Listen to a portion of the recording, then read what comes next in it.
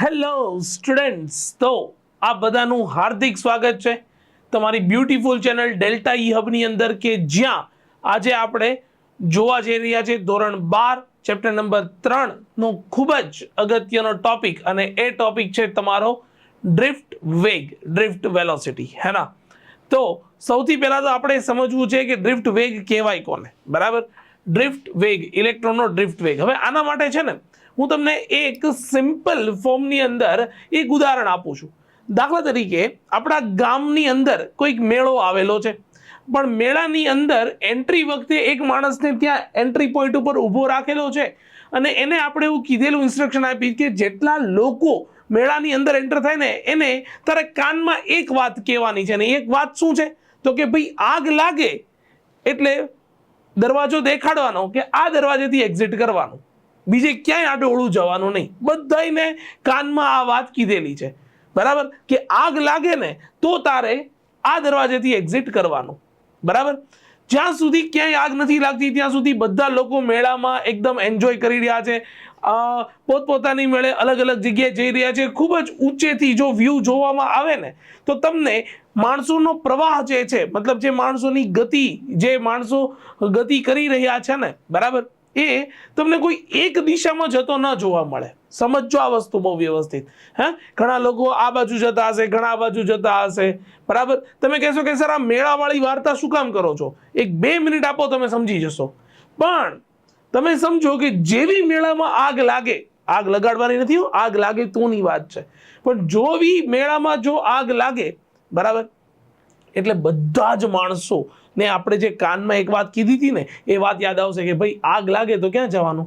કોઈ એક બાજુએ જવાનું. ચલો ડન, ક્લિયર છે? આટલી વસ્તુ ખબર પડે છે, બરાબર? તો બધા જ માણસોની ગતિ ક્યાં થશે? કોઈ એક બાજુએ થશે. હવે આ જે એક્ઝામ્પલ છે ને, બરાબર, એને સિમ્પલ એક સુવાહક સાથે સરખાવી દો. જ્યારે સુવાહકની અંદર મુક્ત ઇલેક્ટ્રોન તો છે જ, પણ બધાની ગતિ કેવી છે? તો કે અસ્તવ્યસ્ત ગતિ છે.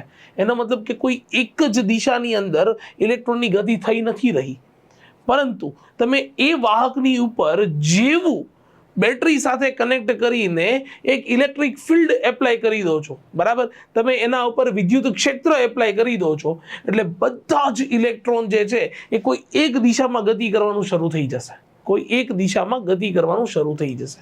ચલો ડન, ક્લિયર છે? અને આ ગતિ દરમિયાન આ ઇલેક્ટ્રોન્સ જે છે ને, બરાબર, એ ધાતુની અંદર રહેલા ધન આયનો સાથે અથડામણ અનુભવશે. સિમ્પલ વસ્તુ છે ને, માણસો ભાગતા હશે તો અથડાયા વગર ભાગી શકે એવી પોસિબિલિટી જ નથી. અથડાયા વગર છોડો, જે બાર પેલા પોપકોર્નના ને કાઉન્ટર હશે ને, ઘણા તો એની ઉપર પડશે, પણ પડી ગયા પછી શું ત્યાં પડ્યા રહેશે કે ના હું તો પોપકોર્નના કાઉન્ટર સાથે ભટકાઈ ગયો, હવે હું આગળ નહીં વધું? નહીં થાય. એ ઊભા થઈને ફરી પાછી ડબલ સ્પીડે ગતિ કરવાનું શરૂ કરશે. તો અહીંયાથી તમને શું જોવા મળે છે કે એક તો પેલા ઇલેક્ટ્રોન અથડાતા આગળ વધતા હશે, પ્લસ જેટલી વાર અથડાશે એટલી વાર એનો વેગ શું થઈ જશે? શૂન્ય થઈ જશે, અને ફરી પાછા એ પ્રવેગિત થશે. ચલો ક્લિયર છે? આ એક માઇન્ડસેટ મગજમાં ઉતરે છે ખરું, બરાબર? તો સિમ્પલ વસ્તુ છે કે અહીંયા ડ્રિફ્ટ વેલોસિટી જો મારે સમજાવી હોય ને તો આ બેસ્ટ એક્ઝામ્પલ છે. દાખલા તરીકે હું અહીંયા કોઈ એક ઇલેક્ટ્રોનની ગતિ દર્શાવું છું, બરાબર, અને એ દર્શાવતા પહેલા સૌથી પહેલા સમજી લો કે વાહક પદાર્થમાં ઇલેક્ટ્રોનની ડ્રિફ્ટ ગતિ અને ડ્રિફ્ટ વેગ સમજાવીને તેનો ડ્રિફ્ટ વેગનું સમીકરણ ડિરાઈવ કરવા આપણે જઈ રહ્યા છીએ. ચલો ક્લિયર છે, બરાબર? તો એ સૌથી પહેલા કોઈ એક ઇલેક્ટ્રોનની એક વાહક ઉપર મેં વિદ્યુત ક્ષેત્ર લાગુ પાડી દીધું છે. હવે એ વિદ્યુત ક્ષેત્ર લાગુ પાડ્યા પછી કોઈ એ બિંદુથી ઇલેક્ટ્રોન જે છે એ અહીંથી નીકળશે અને સૌથી પહેલા કોઈ એક આયન સાથે ભટકાશે, ત્યાંથી પાછો બીજા આયન સાથે પાછો ભટકાશે, પાછો અહીંયા અથડામણ અનુભવશે, પાછો અથડામણ અનુભવશે, અને ફાઇનલી એ બી પોઈન્ટ સુધી પહોંચશે. હવે તમે એક વસ્તુ સમજી લો કે મેં જે એમાં બે લાઈનો દર્શાવેલી છે, એક સ્ટ્રેટ લાઈન છે અને એક ડોટેડ લાઈન છે. તો સ્ટ્રેટ લાઈન છે તમને દેખાય છે ને, એ વિદ્યુત ક્ષેત્ર લાગુ નહોતું પાડ્યું ત્યારે ઇલેક્ટ્રોનની અસ્તવ્યસ્ત અથડામણને કારણે ગતિ હતી, અને જ્યારે વિદ્યુત ક્ષેત્ર લાગુ પાડી દીધું ત્યારબાદ એ જ ઇલેક્ટ્રોન માર્ગ ઓલમોસ્ટ સેમ છે, પણ એનો જે ગતિપથ જે છે ને એ ગતિપથમાં એ આટલો ઘસડાણો છે, બરાબર? મતલબ એ જે આટલું વધારાનું ઘસડાઈને આગળ વધ્યો છે, આને ડ્રિફ્ટિંગ કહેવાય. ઇલેક્ટ્રોનનું શું કહેવામાં આવે છે? ડ્રિફ્ટિંગ થયું એવું કહેવામાં આવે છે, ઇલેક્ટ્રોન ઘસડાયું એવું કહેવામાં આવે છે. તો તમને અહીંયા બે ગતિપથ જોવા મળે છે, એ થી લઈને બી ને એ થી લઈને બી ડેશ. ચલો ક્લિયર છે, આટલી વસ્તુ ખબર પડે છે, આટલી વસ્તુ સમજાય છે.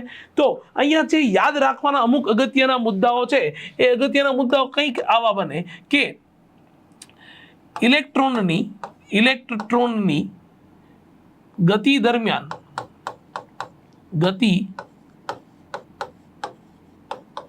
દરમિયાન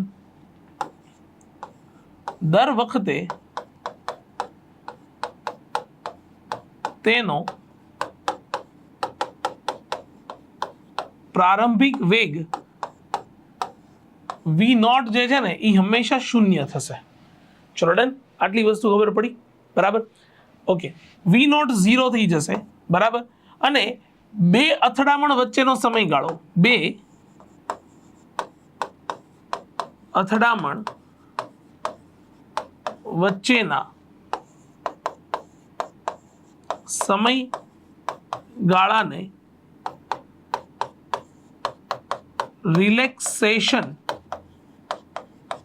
રિલેક્સેશન સમય તાવ તરીકે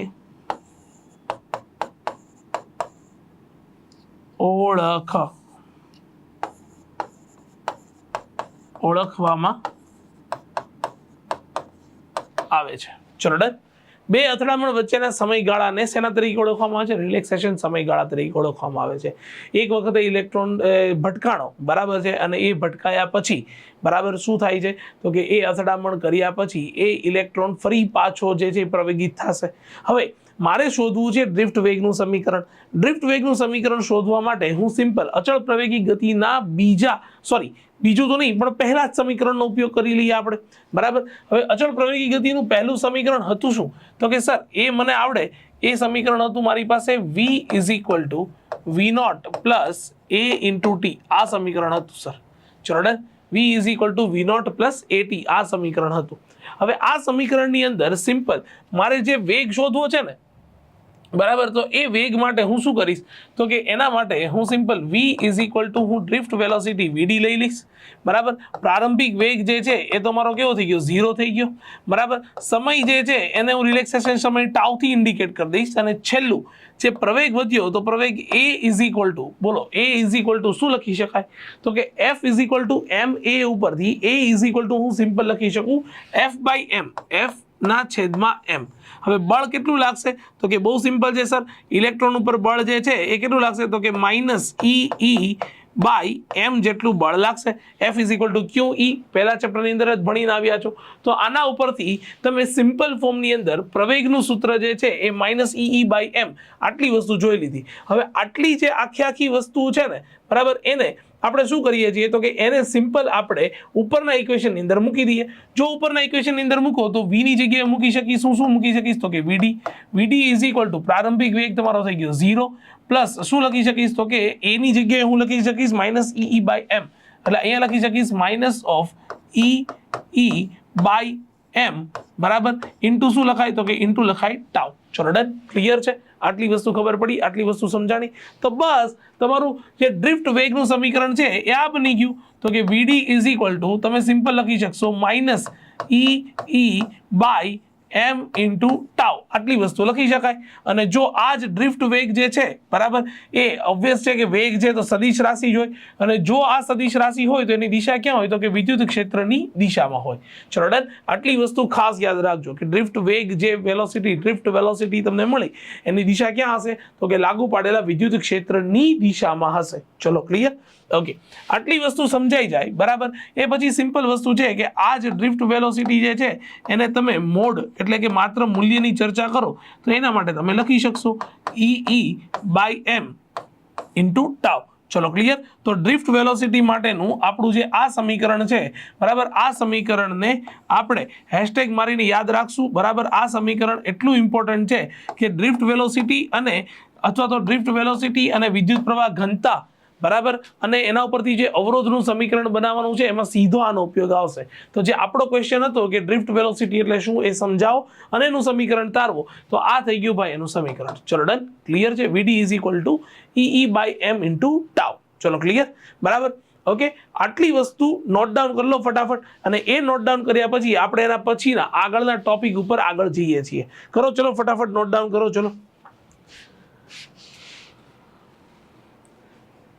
ઓકે ગાઈસ, એટલું ભણ્યા પછી વિદ્યુત પ્રવાહ ઘનતા અને ડ્રિફ્ટ વેગ વચ્ચેનો સંબંધ તારવવાનો છે. બરાબર છે. વિદ્યુત પ્રવાહ ઘનતા એટલે તમને ખબર છે, વિદ્યુત પ્રવાહ ઘનતા એટલે શું થઈ જાય? તો કે સર હા, એ અમને આવડે. વિદ્યુત પ્રવાહ ઘનતા એટલે થઈ જશે જે, બરાબર. ડ્રિફ્ટ વેગ એટલે મારી પાસે થઈ જશે વીડી, બરાબર. વચ્ચેનો સંબંધ મેળવી ધાતુની વાહકતા એટલે કે સિગ્મા અને અવરોધકતા એટલે કે રો નું સૂત્ર મેળવવાનું છે. ચલો ડન, આટલી વસ્તુ ખબર પડી, બરાબર. તો સૌથી પહેલા તો બંને વચ્ચેનો સંબંધ ડિરાઈવ કરશું, અને એ સંબંધ ડિરાઈવ કર્યા પછી, બરાબર, તમે વાહકતા અને અવરોધકતાનું સૂત્ર મેળવવા જઈ રહ્યા છો.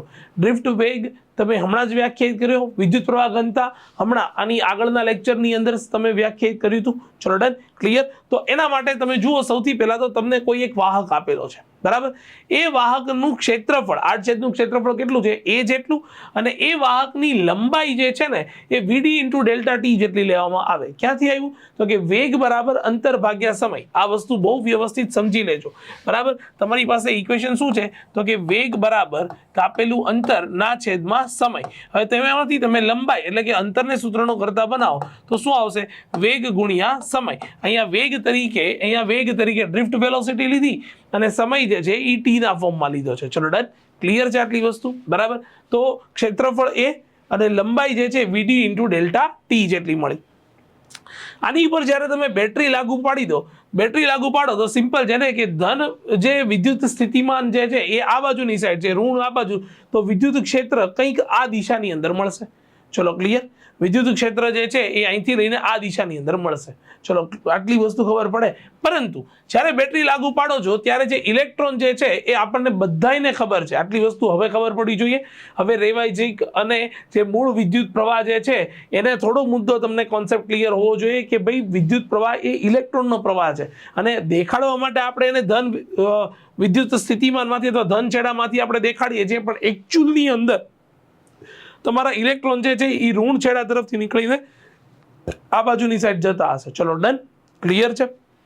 તો આવી રીતે ઇલેક્ટ્રોન જે છે એ કોઈ એક છેડાથી બીજા છેડા સુધી ગતિ કરતા હોય છે. ચલો ક્લિયર, આટલી વસ્તુ ખબર પડી, આટલી વસ્તુ સમજાણી. ઓકે, હવે જો આટલી વસ્તુ તમને મગજમાં ક્લિયર કટ સમજાઈ ગઈ હોય તો સિમ્પલ વસ્તુ સમજી લો કે મારે શું કરવું છે.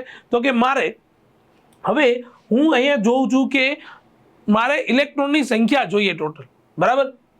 કારણ કે મારે શું કાઢવાનું છે? તો કે મારે નીકાળવાનું છે વિદ્યુત પ્રવાહ ઘનતા અને ડ્રિફ્ટ વેગ વચ્ચેનો સંબંધ શોધવાનો છે. ઓકે, તો આના માટે સિમ્પલ વસ્તુ સમજી લો કે એકમ કદ દીઠ ઇલેક્ટ્રોનની જો હું સંખ્યાને વ્યાખ્યાયિત કરું તો એ સંખ્યા કેટલી થઈ જશે? તો કે સ્મોલ n જેટલી. અને કુલ સંખ્યાને જો મારે વ્યાખ્યાયિત કરવી હોય તો કુલ સંખ્યા capital N is equal two, બોલો શું લખી શકાય? તો કે સ્મોલ n ઇન્ટુ ટોટલ કદ v. પણ કદ બરાબર મને ખબર છે શું લખાય? તો કે ક્ષેત્રફળ ગુણ્યા લંબાઈ લખાય, બરાબર. એટલે કે x લખાય જે અહીંયા છે, બરાબર. એને સિમ્પલ હું ડેલ્ટા x ના ફોર્મમાં પણ લખી શકીશ, બરાબર. શું લખી શકાય? a into delta x. કદ બરાબર ક્ષેત્રફળ ગુણ્યા લંબાઈ. પણ x બરાબર શું હતું? તો કે x બરાબર હતું મારી પાસે વીડી ઇન્ટુ ડેલ્ટા ટી. તો n a અહીંયા લખાશે વીડી ઇન્ટુ વોટ? તો કે ડેલ્ટા ટી. આ મને ટોટલ સંખ્યા મળી. ટોટલ કોની સંખ્યા મળી? તો કે ટોટલ મને અહીંયા મળી, ટોટલ જે છે એ મને અહીંયા મળી ઇલેક્ટ્રોનની સંખ્યા. કોની સંખ્યા મળી? ઇલેક્ટ્રોનની સંખ્યા. ચલો ડન, આટલી વસ્તુ ખબર પડી, આટલી વસ્તુ સમજાણી. હવે જો એક વખત મને ઇલેક્ટ્રોનની સંખ્યા મળી જાય ભાઈ, બરાબર છે, તો મારે તો પસાર થતો કુલ વિદ્યુત ભારનો જથ્થો જોઈએ ને. તો કુલ વિદ્યુત ભારનો જથ્થો કેટલો હશે? તો કે કુલ વિદ્યુત ભારનો જથ્થો હશે Q ઇઝ ઇક્વલ ટુ કુલ સંખ્યા n ઇન્ટુ ઇલેક્ટ્રોન પરનો વિદ્યુત ભાર E. ચલો ક્લિયર. n ની સંખ્યા મને આવડે. કેટલું આવડે? તો કે સર એ તો મને ખબર છે. n ઇઝ ઇક્વલ ટુ શું થઈ જાય? તો કે n એ શું આવશે? વીડી ઇન્ટુ ડેલ્ટા ટી. હવે ડેલ્ટા ટી જેટલા સમયમાં પસાર થતો વિદ્યુતભારનો જથ્થો છે તો ઓબ્વિયસ છે એને ડેલ્ટા ક્યુ વડે દર્શાવવો પડશે. તો આ થઈ ગયું મારી પાસે ડેલ્ટા ક્યુ. હવે મને એક વાતનો જવાબ આપો કે ડેલ્ટા ક્યુ એટલે વિદ્યુતભારનો જથ્થો હતો, પણ એના બરાબર શું લખી શકાય? તો કે વિદ્યુત પ્રવાહની વ્યાખ્યા યાદ છે, I is equal to delta Q by delta T. તો સિમ્પલ વસ્તુ છે કે આ ડેલ્ટા ટી જે છે ને એને અહીંયા ડેલ્ટા ક્યુ ના છેદમાં લઈ આવી, તો ડેલ્ટા ક્યુ ના છેદમાં delta T is equal two, બોલ શું લખી શકાય? N A V D. ચાલ આટલી વસ્તુ ખબર પડી, બરાબર. અને ઓબ્વિયસ છે કે અહીંયા ઈ લખવાનું રહી ગયો એટલે અહીંયા ઈ આવશે, અહીંયા પણ ઈ આવશે. ચલો ડન, કારણ કે n ની કિંમત જ આટલી હતી, NaVd delta T, NaVd delta T. ચલો ડન. તો આ ઇક્વેશન તમારી સામે આવ્યું. ચલો અહીંયા સુધીમાં કઈ ડાઉટ છે? આટલું તો બધાને ક્લિયર છે. મને એક વાતનો જવાબ આપી ગયો, delta Q by delta T બરાબર શું લખી શકાય? તો કે સર એ અમને આવડે, એની માટે શું લખાય? તો કે I. તો I is equal two NeAVd. આ ઇક્વેશન મને મળશે. તો આપણે એ વસ્તુ લખીએ અહીંયા, I ઇઝ ઇક્વલ ટુ તમારી પાસે ઇક્વેશન શું હતું? NeA into Vd. ચલો ડન. આટલી વસ્તુ ખબર પડી, આટલી વસ્તુ સમજાણી, બરાબર. હવે હજી આ એ ક્ષેત્રફળ છે એને I ના છેદમાં લાવી દો, તો I ના છેદમાં A ઇઝ ઇક્વલ ટુ શું લખાય? તો કે NeV ઇન્ટુ D. ચલો ડન. અને I બાય A ને શું લખાય? I બાય A ને શું લખાય? તો કે સર I બાય A ને અમને આવડે, I બાય A ને લખાય વિદ્યુત પ્રવાહ ઘનતા J, બરાબર.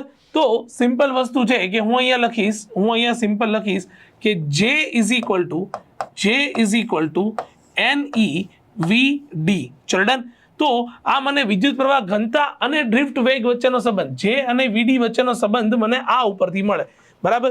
જો તમને અહીંયા એટલી વસ્તુ ખબર પડવી જોઈએ, બરાબર, કે અહીંયા delta Q by delta T એટલે I અને આને આના છેદમાં લખ્યું, બરાબર, મતલબ I ના છેદમાં ક્ષેત્રફળ કર્યું એટલે J. તો તમને જે સૌથી પહેલો સવાલ માંગ્યો હતો ને કે J અને Vd વચ્ચેનો સંબંધ મેળવો, એ તમારી સમક્ષ છે. J is equal two Ne into Vd. ચલો ડન. ક્લિયર છે? આટલી વસ્તુ ખબર પડી. અગેન હું કહું છું કે બંને વિદ્યુત પ્રવાહ ઘનતા અને ડ્રિફ્ટ વેગ બંને સદિશ રાશિ હોય ને, બરાબર, બંને જે છે એ સમાન દિશામાં આવશે. ચલો ડન. તો આ તમારો વિદ્યુત પ્રવાહ ઘનતા અને ડ્રિફ્ટ વેગ વચ્ચેનો સંબંધ તમને મળી ગયો ગાઈસ. એકદમ ઈઝી છે, બીજું કશું છે નહીં. ચલો ક્લિયર. આટલી વસ્તુ ખબર પડી, આટલી વસ્તુ સમજાણી. હવે જ્યારે જો આટલી વસ્તુ સમજાઈ ગઈ હોય તો અહીંથી આપણે નેક્સ્ટ જે શોધવાનું છે એ વાહકતા અને અવરોધકતાનું બંનેનું સૂત્ર મેળવવાનું છે. હવે વાહકતા અને અવરોધકતાનું જો મારે સૂત્ર મેળવવું હોય ભાઈ, બરાબર, તો હું અહીંયા સૌથી પહેલા વ્યાખ્યાયિત કરીશ Vd ને. કોને વ્યાખ્યાયિત કરીશ? તો કે Vd ને. પરંતુ આપણે અહીંયા લખી શકીએ Vd બરાબર શું લખાય? તો કે સર એની માટે લખી શકો E by M into tau લખી શકાય. ચલો ડન. આટલી વસ્તુ ખબર પડી, આટલી વસ્તુ સમજાણી. હવે જો તમે આ વસ્તુ લખતા હો, બરાબર, તો હવે મારે તો સીધું સિમ્પલ અહીંયા ઇક્વેશનમાં જ મૂકવાનું ને, અહીંયા મૂકવાનું ને. તો અહીંયા શું મૂકવાનું? J is equal two Ne. અહીંયા મૂકી શકીશ હું, શું મૂકે? તો કે E by M into tau. આટલી વસ્તુ મૂકી, બરાબર. અહીંયા આપણે એક કામ કરીએ, માત્ર ને માત્ર મૂલ્યની ચર્ચા કરીએ, બરાબર. જો મૂલ્યની ચર્ચા કરીએ તો અહીંયા સીધું સિમ્પલ હું J ઇઝ ઇક્વલ ટુ લખીશ. ચલો આટલી વસ્તુ ક્લિયર કટ ખબર પડી ખરા? આટલી વસ્તુ સમજાણી. હવે જો આ વસ્તુ હોય તો આના માટે મારી પાસે ઇક્વેશન આવશે J is equal to N E square E by M into tau. આટલી વસ્તુ લખાય. ચલો આમાં કોઈને કાંઈ તકલીફ પડી હોય તો મને જણાવો. ચલો ક્લિયર. આ વસ્તુને હું થોડીક રીરાઇટ કરું. જુઓ તો આ રીતે લખી શકાય J is equal to N E square tau by M into E. આમાં લખું તો કોઈને કાંઈ તકલીફ પડે ખરી? આમાં હું આ રીતે લખું તો કોઈને કાંઈ તકલીફ પડે ખરી? ના સર, એમાં તો કાંઈ તકલીફ ના પડે. હવે જો ના પડે તો પછી તમને એક વસ્તુ યાદ આવી જોઈએ. પરંતુ શું? તો કે આજા કે બોલે તો આપણે જાણીએ છીએ કે વોટ? તો કે ઓહમના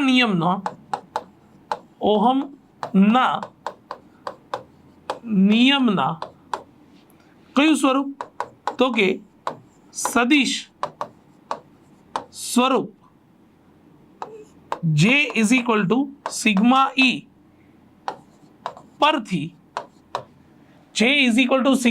પરથી હું સિમ્પલ છે સિગ્મા બરાબર શું લખી શકું, જે અને આ બંને ઇક્વેશનને જો હું સરખાવી દઉં તો હું સિમ્પલ લખી શકું ને sigma is equal to what, sigma is equal to N E square tau by M લખી શકાય. બહુ સિમ્પલ છે. તો લો તમને પૂછ્યું હતું ને, તમને શું પૂછ્યું હતું તો કે વાહકતાનું સૂત્ર મેળવો, તો તમારી સમક્ષ છે વાહકતાનું સૂત્ર sigma is equal to N E square tau by M મળી ગયું. ચલો ડન, આટલી વસ્તુ ખબર પડી, આટલી વસ્તુ સમજાવી બરાબર. અને એના ઉપરથી તે તમને બીજું એવું પૂછ્યું છે કે અવરોધકતાનું સૂત્ર મેળવો. હવે ભાઈ અવરોધકતાના સૂત્ર માટે તમને એવી તો ખબર પડે ને, અગેન તમને એવી તો ખબર પડે ને કે અવરોધકતા ઇઝ ઇક્વલ ટુ 1 બાય વાહકતા. એનો મતલબ કે rho is equal to 1 by sigma લખાય. ચલો ડન. તો રો ઇઝ ઇક્વલ ટુ બરાબર સિગ્માની વેલ્યુ શું મળી હતી તો કે N E square tau by M મળી હતી. તો આના માટે સીધું સિમ્પલ લખી શકું ને કે rho is equal to M by શું લખી શકાશે તો કે M by N E square into tau, N E square into tau. લો તો આ તમને અવરોધકતાનું સીધું સિમ્પલ સૂત્ર મળી ગયું. આ તમને જે છે એ અવરોધકતાનું સીધું સિમ્પલ ઇક્વેશન મળી ગયું. તો તમને જે બે ઇક્વેશન પૂછ્યા હતા બરાબર, તમને જે બે સવાલો પૂછ્યા હતા બરાબર કે અવરોધકતાનું સૂત્ર મેળવો બરાબર, એના આગળ તમને જે છે એ વાહકતાનું સૂત્ર મેળવો. તો આ જે છે એ તમારું વાહકતાનું સૂત્ર હતું, આ તમારું વાહકતાનું સૂત્ર હતું બરાબર. અને એની સામે જે અને એટલે કે વિદ્યુત પ્રવાહ ઘનતા અને વીડી વચ્ચેનો સંબંધ બરાબર. તો આ જે આખો ટોપિક હતો બરાબર, આમાંથી તમને કોઈ પણ વસ્તુ તમને પૂછાઈ શકે. ચલો ક્લિયર છે, આટલી વસ્તુ ખબર પડી, આટલી વસ્તુ સમજાણી બરાબર. તો એકદમ ઈઝી છે બરાબર. એક વખત ખાલી રિવાઇઝ કરી લો, જોઈ લો તો પણ ખબર પડી જશે. જે અને વીડી વચ્ચેનો સંબંધ તમારી સામે છે, વાહકતાનું સૂત્ર અહીંયા તમારી સામે છે અને અવરોધકતાનું સૂત્ર અહીંયા તમારી સામે છે. ચલો ડન. તો આ રીતે આખો ટોપિક અહીંયા કમ્પ્લીટ થાય છે બરાબર, ડ્રિફ્ટ વેગ વાળો ટોપિક. ચલો ડન બરાબર. તો શાંતિથી નોટ ડાઉન કરી લો. અગેન હું કહું છું રિવિઝન કરતા રહો, તમારી નોટ્સ બનાવતા રહો. આ જ વસ્તુ તમારી નોટ્સમાં લખાવી જોઈએ બરાબર. કોન્સેપ્ટ માત્ર આટલો છે, થિયોરી તો બાકી તમે કોઈ બી નોટ્સ બુકમાંથી અથવા કોઈ બી રેફરન્સ બુકમાંથી વાંચી લેશો અને તમે લખી નાખશો તો ચાલશે. બાકી કોન્સેપ્ટ માત્ર આટલો છે ગાઈઝ, આટલો ઇઝી છે. ચલો done. Thank you so much guys, thank you so much.